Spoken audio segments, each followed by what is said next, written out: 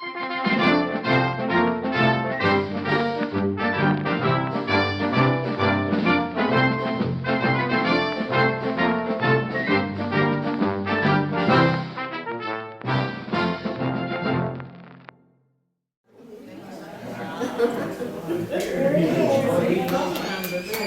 don't want anybody to have a heart attack, but I am exactly on time.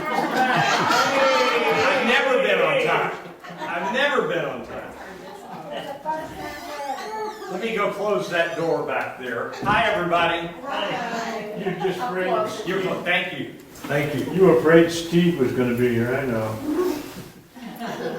Well, good afternoon. If any of you are new, and I think I do see a couple of new faces, my name is Randy Mayeux, and we're here to talk about whatever is in the news. And as I say every time there is important news and more important news, here is the really important news. The Cowboys were terrible yesterday.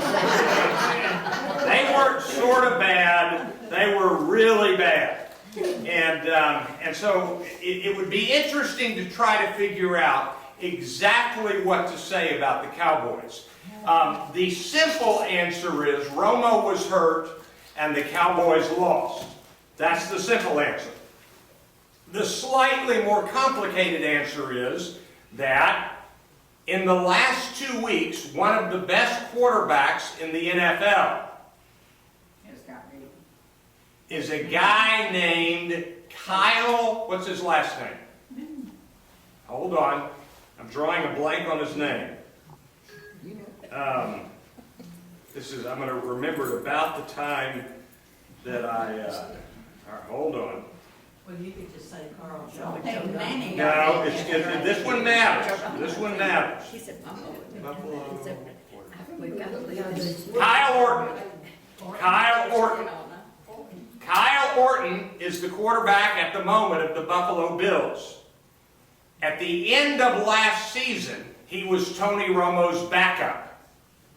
And he said he was through with football. And he didn't come to the Cowboys training camp. And then he signed with Buffalo, and he's doing a good job. And so the good backup for Tony Romo was lost. And we don't know exactly why, but there is a rumor that he didn't get along with Romo and Jones. So you've got conflict within the clubhouse, no good backup. The backup for the Cowboys yesterday was not very good, and I'm sad for him, and the Cowboys looked terrible. So I think we ought to just all, I don't know, have a prayer meeting, boycott Jerry Jones. We got to do something. So there's that. Boycott Jerry Jones. What's that? Boycott Jerry Jones. Boycott Jerry Jones. Okay. Definitely. So that's the really important news. Now we'll get to the equally important news. We really are just almost not worth having current events today. Because the only thing that matters is how the elections come out tomorrow. Everybody's wondering. And I'm going to tell you now how the elections are going to come out tomorrow. Republicans are going to own the universe. That's the way the elections are going to come out. And so I say to our cameraman, who has said to me on more than one occasion in the nicest of voices, I like you, but I don't like your politics. Can I pick on you today? You can. I want to pick on you then. All right, I'm ready. Last week, you talked about carrying the newspaper endorsements in, when you first started voting. That's right. And you said that in those days, what were you doing? You were letting the newspaper pick your candidate. That's right. All right. Now, what do? You carry in the party now and let them pick the person. You don't vote for the better person. That's right. Rather than vote for somebody who may be better, you don't vote at all for that office. On that one race. That's right. One race. That's right. That's right. Now, let me first of all, this is good that we have a little disagreement. What I was about to say, and then I'll respond to what you said, what I was about to say was, it's okay with me that you don't like my politics, but you've got to admit, you're winning the universe in Texas. Yes. So I am in a minority party in the state of Texas. And so I'm frustrated and it's difficult. Now, why do I vote for the party over the person? I will tell you why. The answer is found in one name, Tom DeLay. That's what. Tom DeLay was the Republican, and he was really good at whipping everybody into shape. He was the number 3 Republican in the U.S. House. He was from Baytown, Texas, and when he was in the state legislature, he ran the state legislature with an iron fist. They called him the Hammer. And Tom DeLay, in the middle of the decade of the 2000s, when this never happened, it is traditional that at the census year, 2000, 2010, every decade, in the census year, they redraw the districts. Now that's a tradition, it's not a law, it's a tradition. And what Tom DeLay did was, in the middle of the decade, he came from Washington, walked the halls of the Texas State Capitol, and oversaw the redrawing of the districting in Texas, when he was not even a member of the Texas House, he was a member of the U.S. House, and he very simply said to everybody there, he said, if you're a Republican and you don't go along with me, I will make sure you lose in your next election.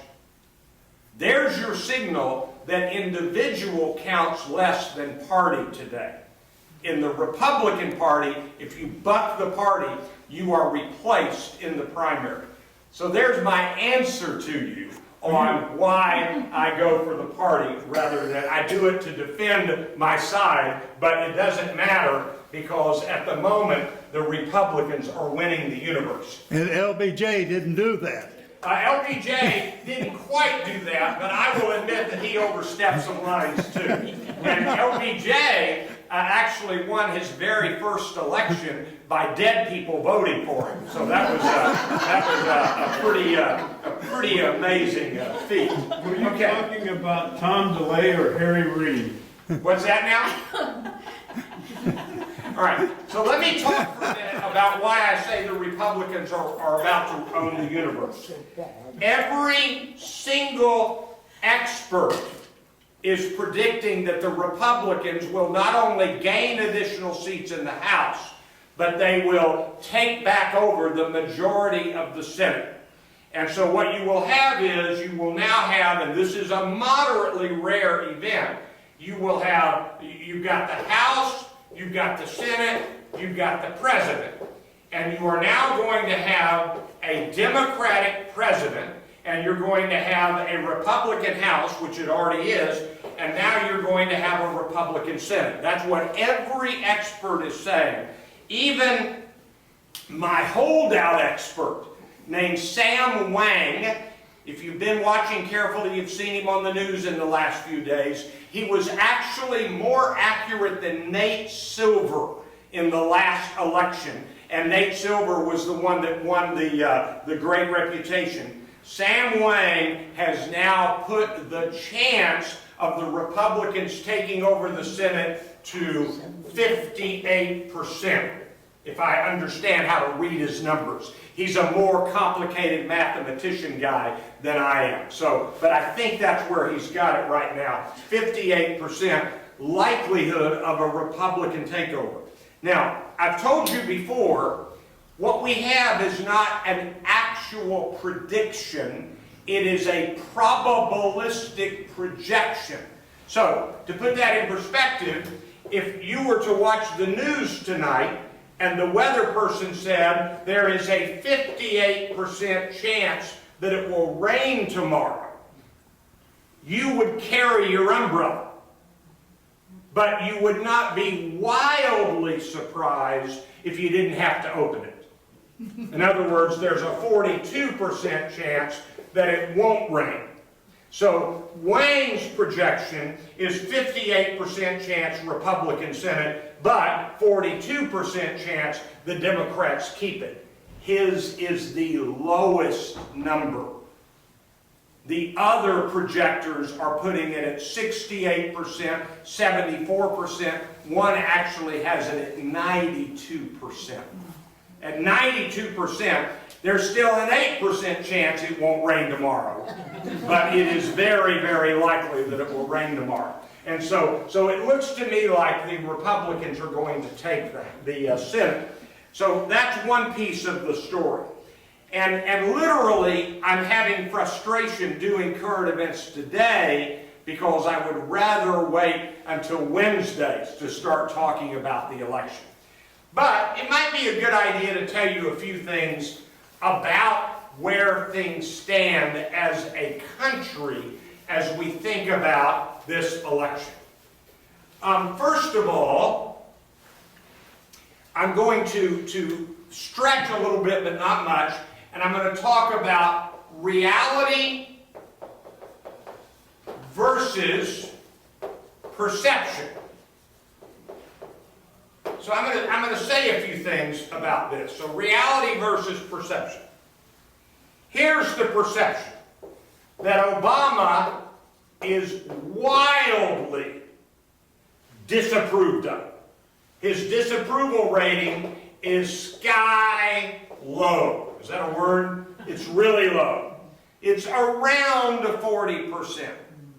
And so you will regularly hear people say, we've never had a president this low, with this low an approval rating. We actually have had two, George W. Bush at one point, and a fellow named Nixon. So at the very end of his. But Obama is very low. But if you want to know who's lower, the Democrats in Congress are at, I think, 18%, which is a lot lower than his at about 40%. So 40% approval rating, 60% disapproval. The Democrats in Congress is at 18%. You ready? The Republicans in Congress are at 12% approval rating. 12%. I mean, you find 12% of the people who would approve of eating asparagus with chocolate chips. You know, this is a terribly low number. And so whenever you hear any of the Republicans say Obama is very low in his approval rating, he's very much, people disapprove of him, they never mention their own approval rating. And so somehow we've got this system where the people with the lowest approval rating can blame all of the problems on the president with a low approval rating, as though somehow everything is the president's fault. Now you got to remember, I'm a Democrat, I've always told you that, and this is a bad week for me, so let me have a few minutes here. All right, so there's story number one. Now this is a more interesting story. You all know this, but I want to say it, and I want to say it clearly. The perception is that the country now prefers Republicans. That's the perception. The reality is that the country sort of now prefers Republicans in off-year elections. Now let me explain. I got to say this just right. I teach community college students. When I was 19, which is about the age of some of my students, I was about as attentive to current events as anybody I knew. And I knew nothing. I knew nothing. I went into, as I've already acknowledged, my first election or two, carrying the newspaper list of endorsements. That was the extent of my research. I at least did that. So, today, a 19-year-old girl in one of my classes this morning, I asked the whole class, How many of you have voted? 2 hands went up. How many of you intend to vote? 4 more hands went up. And about, let's see, about 17 are not voting. And so this one young woman, 19 or so, raised her. I said, why aren't you voting? She raised her hand. She said, I don't like either of the candidates. And I said, do you mean the governor's race? And she said, yes. I don't like either one of them. And I said, are you aware there are a few more races on the ballot? She didn't know that. She thought this was a vote tomorrow for the governor of Texas, and that was it. That was it. And so the reality is that this country is predominantly, that the elections are predominantly voted in by people who don't understand the cascading nature of all of the other elections. They just vote for the big folks. And the biggest of the big folks is the president. And so in a year when there's not a presidential race, they literally think, why should I vote? So if you're not aware of this, the turnout, that means the number of people who vote, the turnout in a presidential year is now, even the Republicans sort of acknowledge this, is going to be in the favor of the Democrats. But in the midterm elections, it is in the favor of the Republicans. Now, I've checked. Right now, we have 188,000 people, and a few hundred, 188,000, comma, and 3 other numbers, vote early in Dallas County in 2014. The news made a mistake last night. They said that's about the same number as last time. Yeah, it's about the same number if you consider 198 and 188,000 the same number. We're down by 10,000 from the last midterm election. I'll tell you what makes this really interesting. I think that Wendy Davis has done a good job campaigning in this election. Now, I'm not saying whether you like her or not, I'm just telling you as a campaigner, she's done a good job. She's everywhere, she's speaking, she's writing, she's everywhere. I think she's probably going to lose at about the same level that the last 2 Democratic candidates have lost. And they did not campaign as well as she did. So that's going to be very interesting to watch. I'm pretty sure she's going to get absolutely smashed in the total outcome tomorrow. And again, that has nothing to do with what I want. So the reality is that we don't have people turning up who vote, listen carefully to me, Democratic in off-year elections. The Democrats show up in presidential elections. And so Republicans are even quietly acknowledging that the chances of a Democratic victory in 2016 for president are high, but they've got the midterm. So that's one piece. Now, let me ask you a question. There are actual numbers on voter turnout, meaning we know how many people vote. So I'm just going to ask. Here are 3 options. The United States is among the highest in voter turnout.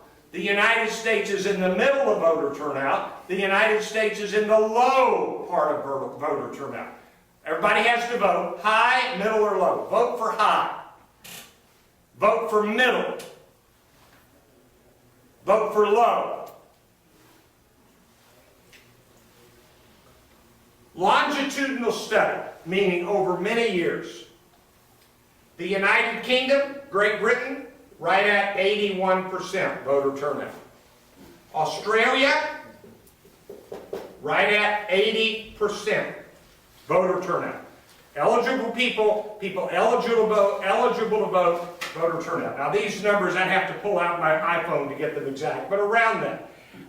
One of the South American countries, I'm sorry, I don't remember which one, had 93% in this particular longitudinal study. The United States was not near the bottom, It was the bottom at 48% turnout. Holy mackerel. That's sad. 48% turnout. And so, you know, when you've got a country where people are not voting, then you're going to have, and let's be blunt about it, the group that has the most money to spend and feels like their voters feel like the outcome will help me the most, and they've been told that with a lot of money behind it, that's who turns up to vote, especially in off-year elections. So this is a pretty provocative finding for me, and it's firm. I saw it this morning. I went and looked at it this morning. So I don't remember the precise numbers up here. By the way, Australia has passed a law that you have to vote. So that's an interesting little tidbit, that you have to vote. How many of those countries that you've listed there vote on Sundays? I don't know the answer to that question. That is a legitimate question. There is, of course, the if you look at American voting right now, let me say this cautiously, I can vote any day. I teach school, I speak, but in between I've got plenty of work to do, but I can hop in my car and go vote. I promise you that the people who are working in your kitchen here at Brookdale at Club Hill, they have to show up at work. They have to be here at work. And if they say, I'm going to leave work to vote, there's a pretty good chance some boss here is going to say, then don't come back. The reality is they have to stay here. Hourly workers have to show up at work. Have any of you ever been in a hospital? How would you like the nurse who's caring for you to leave in the middle of the day and go vote? You want the nurse there when it's her shift. So the reality is that that's a great question. In some of these countries, I do know, I'm sorry, I don't know which ones, they either vote on Sunday or they've made a national holiday to vote, which is the same thing. Everybody is off that day and they can go vote. In the United States, the Republicans have gone out of their way. I can name states, including Texas, to make it more difficult for the lower wage people who work by the hour to vote. So that is a fact in Texas, and I can tell you other states where that's especially happened. Yes? How open are how is the level of polls, you know, from what time to what time? It's pretty much till, I don't remember what time they open in the morning, maybe 7 o'clock on the voting day, and they close at 7. So 7 to 7. And so imagine a person who works from 8 to 5.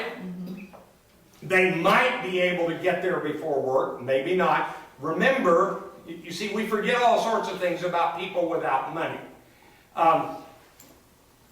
A huge percentage of low-wage workers ride the bus to work. So they have to catch the bus, they have to catch the bus home. It is a burden to an hourly worker, a low-wage, paid-by-the-hour worker, to find a way to vote on election day. That is, in fact, a difficulty. So that's an interesting question. But you put all that together, it doesn't matter. I mean, it does matter, and those are long-term concerns. The bottom line is the Republicans are going to win tomorrow, potentially, massively win tomorrow. We'll see. We'll see. Sam Wang still says it may not be that big a win, but even he has shifted in the direction of the Republicans in the last week. So that's where things stand. All right, any other questions about voting turnout, the election tomorrow, etc.? Okay. Now, we always have discussions we can have about international crises, etc. But I want to talk about a couple of stories that are worthy of our full attention. One of them we've sort of written into the ground, but I'm going to talk about it briefly. This is very good news. We technically still have a few more days to wait, But we now can pretty much say, unless something unexpected happens, that nobody has caught Ebola in Dallas, except 2 women who were in the hospital room with Mr. Duncan, exposing themselves to his bodily fluid, caring for him. None of the people that he saw at the apartment building caught Ebola. None of the people that those 2 nurses saw outside of the hospital caught Ebola. There has been no one in the entire United States who has caught Ebola in the United States, except for the 2 nurses who were taking care of Mr. Duncan, exposing themselves to his bodily fluids in the hospital. Everybody else with Ebola in the United States brought it with them when they traveled from West Africa. Either a doctor, a nurse, or a couple of other travelers. A child. What about the child? I think that they discovered he doesn't actually have it. Oh, okay. They were worried about it, but he doesn't actually have it. So that was one of many false alarms. My favorite line, I think I probably quoted this to you last week, was, "We've had more people married to a Kardashian than people in the United States who have caught Ebola." So that's pretty funny. Now, the news is not good in West Africa. We have heard briefly a few days ago that the rate of increase had gone down. Let me explain what that means. New people are still catching Ebola, but there aren't as many catching it as fast. But if we were not over there, we, the international community, over there to help the situation, they're now saying that there would be 100,000 cases of Ebola by January 1. At the moment, I think that it's not going to reach, they think that it's not going to reach that high, but we've now had more than 5,000 die. That's a firm number, and it's about, and this is a ballpark figure, about 45% of the people who catch it die from it in West Africa. We are clearly having better treatment for the few that have had it here. We've got more treatment, better sterile conditions, able to manage the symptoms better and nurse them back to health. And we've had the infusion, blood transfusion from the Dr. Brantley, into the people here. So this is good news for the United States, potentially equalizing news in West Africa, but it's not over in West Africa. Now, I want to raise any other questions about Ebola? Okay? All right? I want to raise a new question.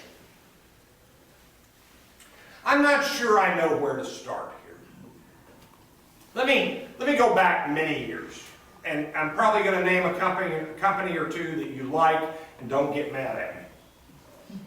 A number of years ago, Prudential lied to investors. This is not a dispute. They settled out of court, and they admitted that, well, actually, this is one of those things where, you see, this is where the American legal system is intriguing. They paid a fee that was charged them because they lied to investors, but they didn't admit wrongdoing. So they paid the fine for wrongdoing. It was a fortune, but they didn't admit wrongdoing. You've got that repeated over and over again. I remember a number of years ago, Tom Thumb had a settlement where they paid a settlement and they didn't admit wrongdoing. We could talk about company after company. Anybody heard of BP or Exxon and the tanker that leaked oil in Alaska? All of these have paid massive fees, but they don't acknowledge wrongdoing. Today, I learned that Hyundai, which is not an American-based company, Hyundai has just paid a massive fine for lying about the mileage on their cars. Well, it's just unending. It's just unending. Company after company, major company after major company. So now I tell you this story. Now, we could talk about sexual assault. We can talk a lot about this. For example, there are now a number of colleges, including one called Southern Methodist University, where boys are accused of sexual assault. And the school doesn't want it to get out. And there are different ways the school handles it to not let it get out. And here's something interesting. In the most visible case at SMU, the boy who was accused of multiple sexual assaults sort of wasn't dealt with very well. And the girls were young women were kind of ignored fairly well. And it turns out the boy's father was a big donor to SMU.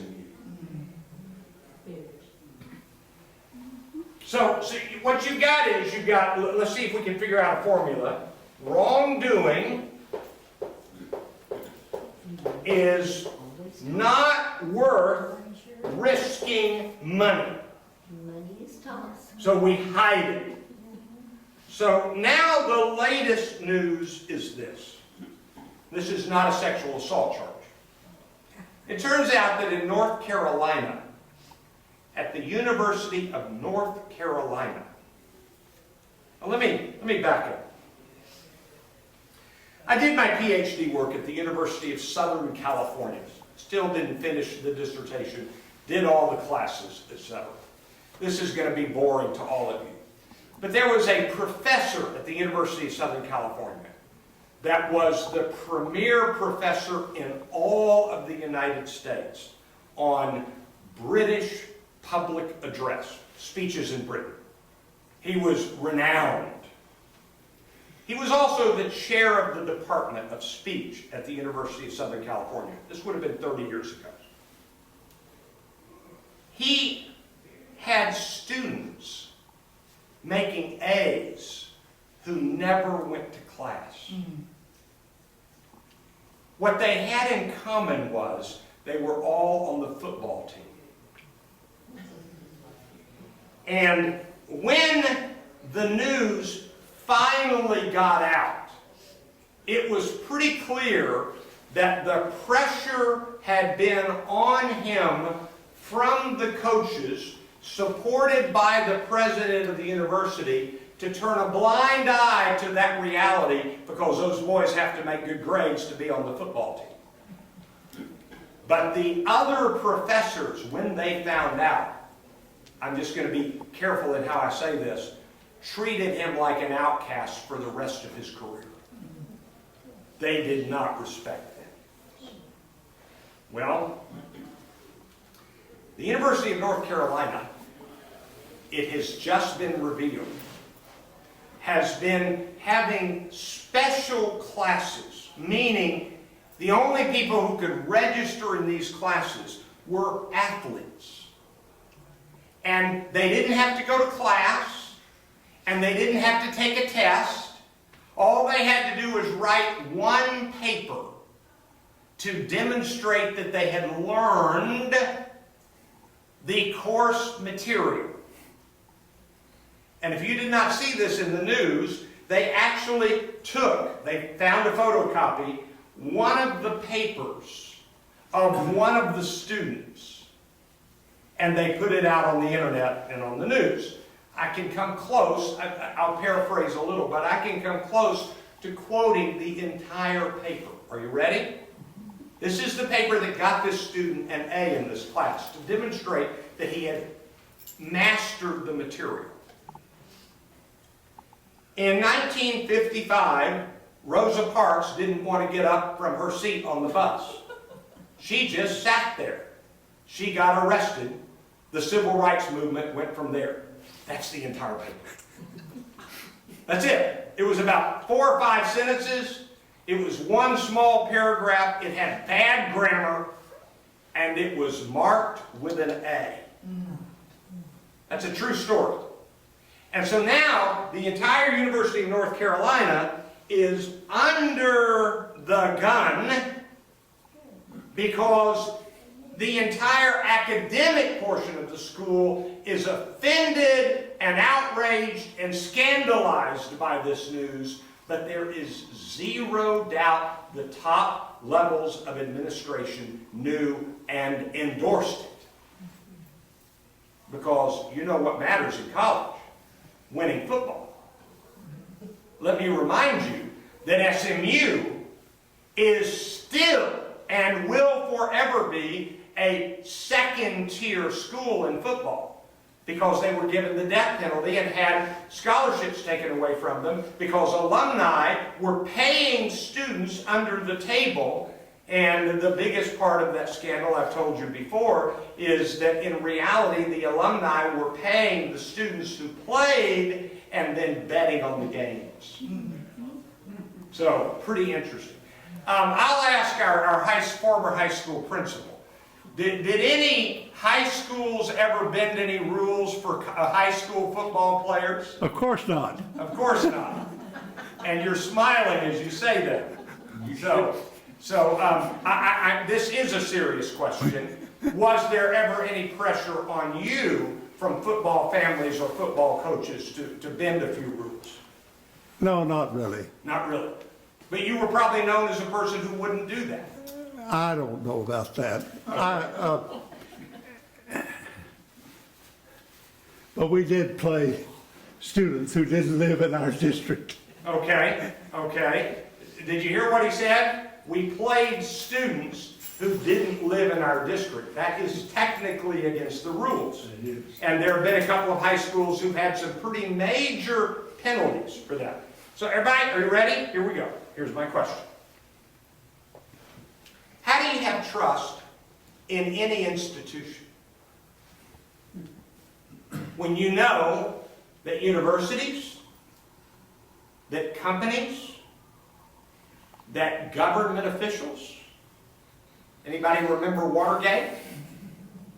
How do you have trust with any institution where everywhere you turn, there have been people leading those institutions who have violated the rules, absolutely lied about what they did? How do you build trust for an institution?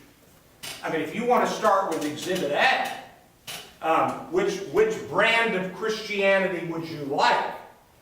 You've got the Catholic Church, where there is zero doubt about this. Priests were sexually abusing children, and it was known by bishops, and they were moved to another parish where they did it again. I have no problem with not blaming the Catholic Church when a person did it the first time. But when that person was moved to another parish and did it again, it's the Catholic Church's fault. Or, if you're not aware of this, and I won't bore you with too many details, the largest evangelical, independent, large church in the Northwest disbanded last week. They had multiple locations, and they disbanded because the pastor had been a major plagiarizer, taking all sorts of people's writings and passing them off as his own and lying about it till he was finally caught. And that utterly undermined any trust they had in him. And he was huge in that part of the country. So, yes? How do you, as a professor, control students who take courses online? How do you know that how do you know that Bob is the one doing the work and not this Bob over here who's smarter doing the test for you? First of all, we can play with that a long time. because I happen to know a respected man who I will not say anything else about, who got a ticket and took defensive driving online. And you have to respond periodically online. So he would just read a book or do other work while it rolled, and then he would answer a question, never paid a single amount of attention, and it's easy to pass. There are safeguards, but I'm going to tell you honestly, I teach speech. There are now more speech students at Eastfield, right here, who take speech online than take it in the classroom. But I will not teach an online class. I refuse it.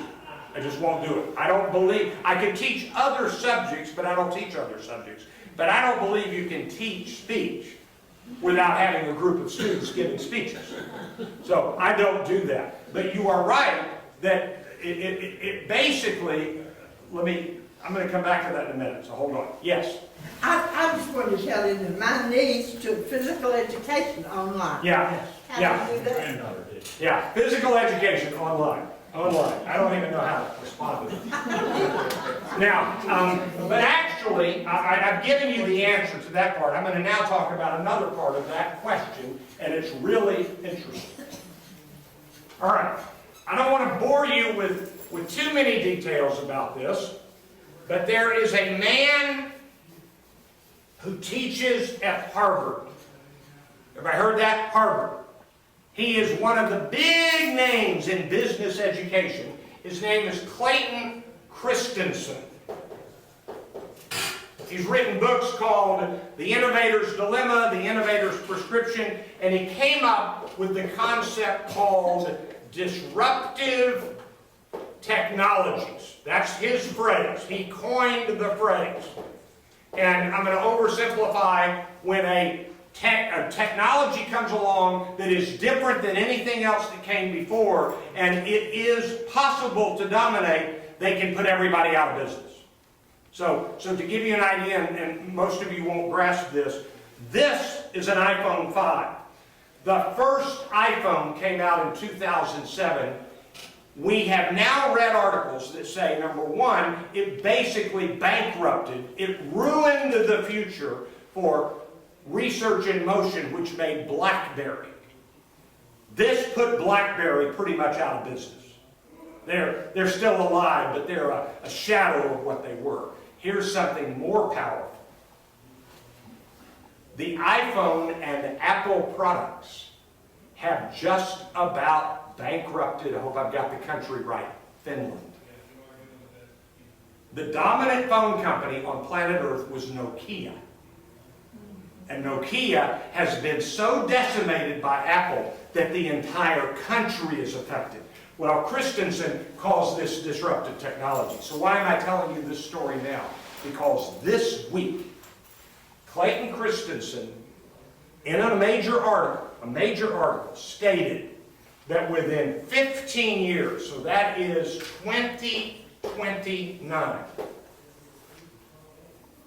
a massive percentage of universities will go bankrupt. And what he's saying is that online education is making the campus and live classes obsolete. That this is a disruptive technology. Now, he's just one guy, but he's not a dummy. He teaches at Harvard. Other professors at Harvard are disagreeing with him, but I will tell you that now you can't name a college.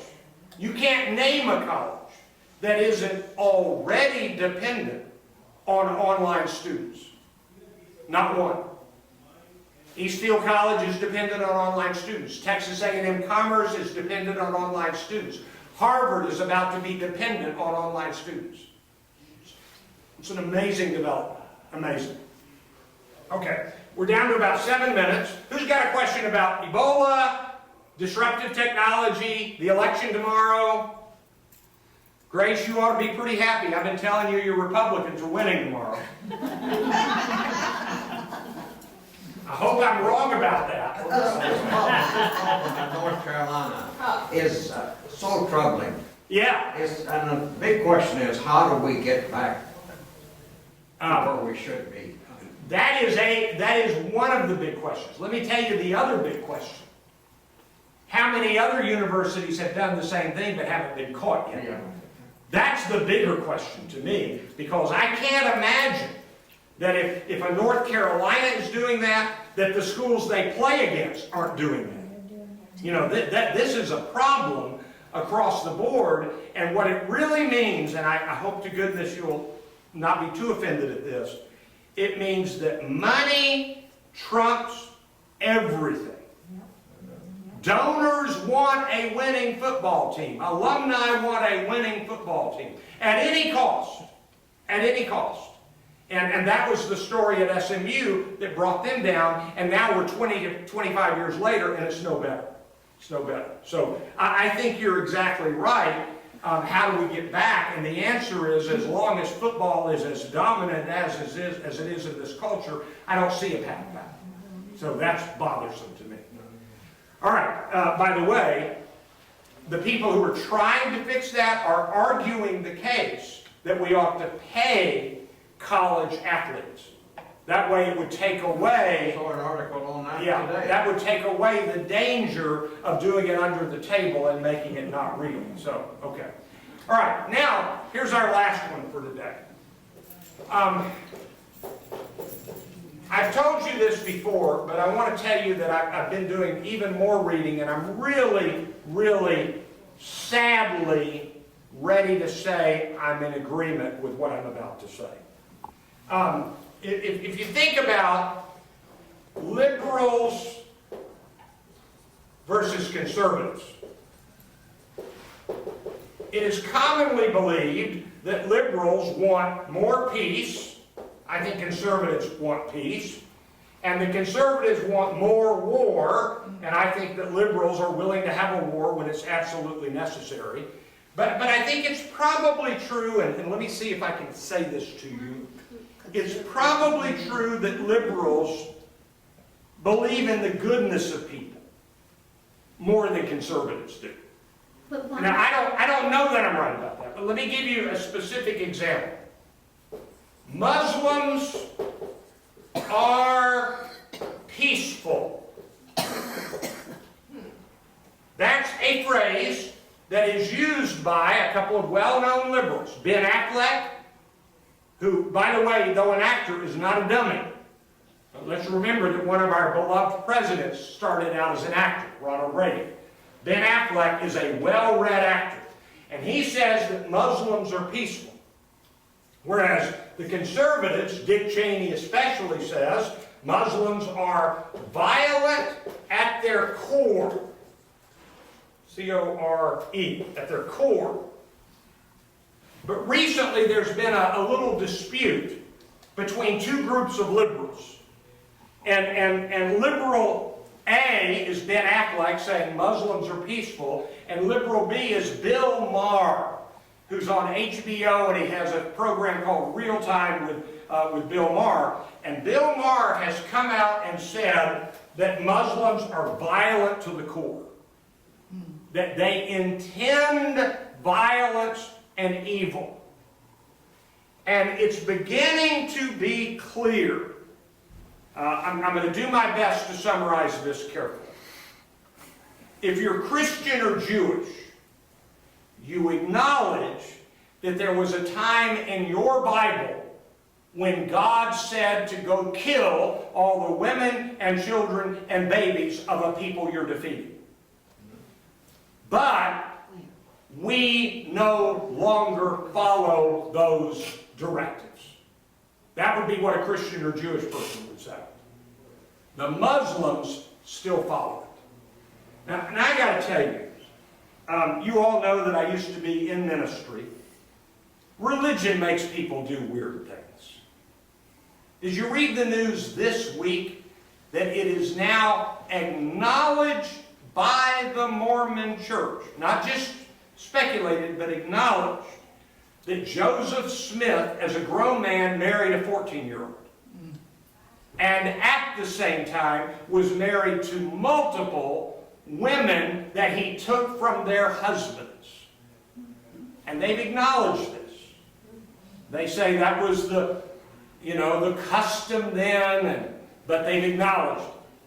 Well, I got to tell you that the more I keep reading about the Islamic State, which we started calling the Islamic State of Iraq and Syria, then we called it ISIL, the Islamic State of Iraq and the Levant, but they call themselves the Islamic State.